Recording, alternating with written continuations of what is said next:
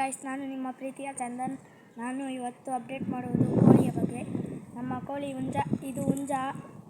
ಆಮೇಲೆ ಇನ್ನೊಂದು ಕೋಳಿ ನೋಡಿಸ್ತೀನಿ ಬನ್ನಿ ಫ್ರೆಂಡ್ಸ್. ಮೊಟ್ಟೆ ಕೋಳಿ. ಹಾಯ್ ಫ್ರೆಂಡ್ಸ್, ಇದು ಮೊಟ್ಟೆ ಕೋಳಿ. ಇದು ಎಷ್ಟು ಸಲ ಮರಿ ಮಾಡಿಸೈತೆ, ಆದರೆ ಸತ್ತೋದು ಈ ಮರಿಗಳೆಲ್ಲ. ಇವಾಗ ಇನ್ನು ಹುಂಜ ಬೈಪುರ್ಕ ಹುಂಜವನ್ನು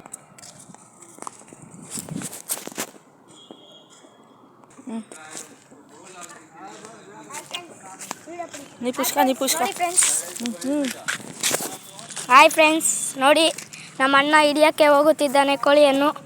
ಕೋಳಿ ಸಿಕ್ಕಿದೆ ಫ್ರೆಂಡ್ಸ್, ಕೋಳಿ ಸಿಕ್ಕಿದೆ. ಇದು ಸಖತ್ತಾಗಿರುತ್ತೆ. ಹಾಯ್ ಫ್ರೆಂಡ್ಸ್, ನಮ್ಮ ಹುಂಜ ಇದೆ ಫ್ರೆಂಡ್ಸ್. ಇದು ಬೈಪುರ್ಕ ಹುಂಜ ಅಂತ ನಾವು ಕರೀತೀರಿ.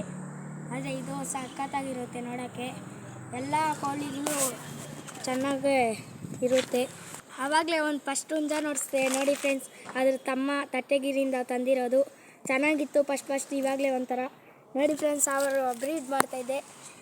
ಬ್ರೀಡ್ ನೋಡಿ ಹೆಂಗೆ ಮಾಡ್ತಾಯಿದೆ, ಮಸ್ತಾಗೆ.